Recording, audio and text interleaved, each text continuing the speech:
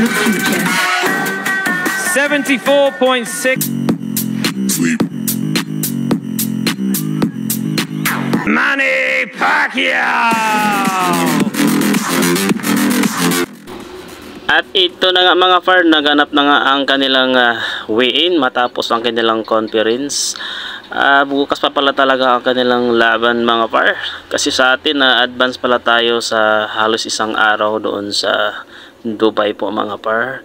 Kaya po ng ating may pakita sa inyo ay ang kanilang conference. At matapos ang kanilang conference ay nag-weigh-in po sila par. At napakabigatin po ng panauhin ang kanilang dumalo par. Ito po sa nakikita ay si Manny Pacquiao. Talagang napakabigatin ang naging supporters na dumalo po sa ating kababayang si Wiljan Lindoro. Ito po ang kanilang naging weigh-in. Talagang andyan po si Pacquiao, pumapagitna. Bukas po talaga ang kanilang laban par. Tuloy na po yan par. Kasi nga advance pala tayo ng isang halos isang araw no sa Dubai. Kaya po bukas po ito po ang kanilang conference par. Pagkatapos ng kanilang conference ay nag-weigh-in sila. At talagang pumupunta talaga si Manny Pacquiao par, ang ating pangbansang kamao. Talagang full support po ito po ang president. At ito naman po ang isa sa mga promoter din natin to. Talagang napakabigatin po ang dumalo par. At mamaya par atin pong pakinggan ang naging interview po sa ating pambatong si Wiljan Lindoro. Ito po ang babae par, may isang babae sa kanilang undercard. At ito naman ang kanyang kalaban, si Senya Jernbag. Ito po nag-isang babaeng undercard sa kanila. Dalawa lang sila no. Isang match sa isang babae sa undercard. At talagang magandang laban to bukas par. Ito par, talagang tinatawag po lagi si Manny. Talagang kasama siya sa kanilang weigh-in at conference dito par. At dito par ating pakinggan po no ang naging interview at naging pahayag po ng ating pambatong si Wiljan. Mukhang kinakabahan siya dito par.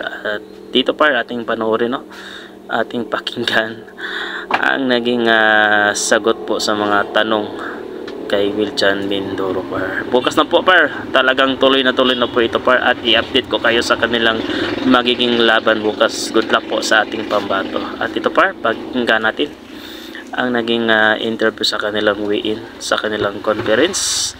Of the Philippines.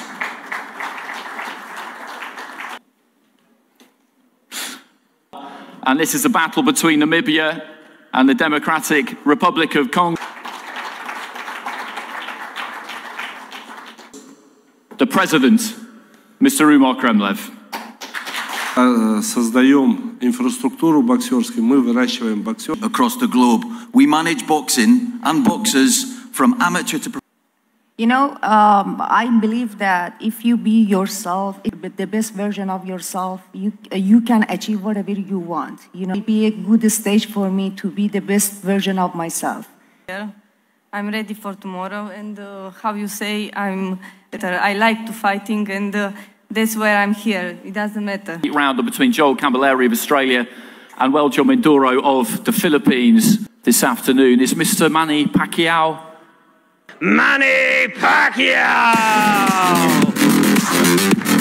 Nicknamed the Trigger Man, 13 wins, all by knockout, and one.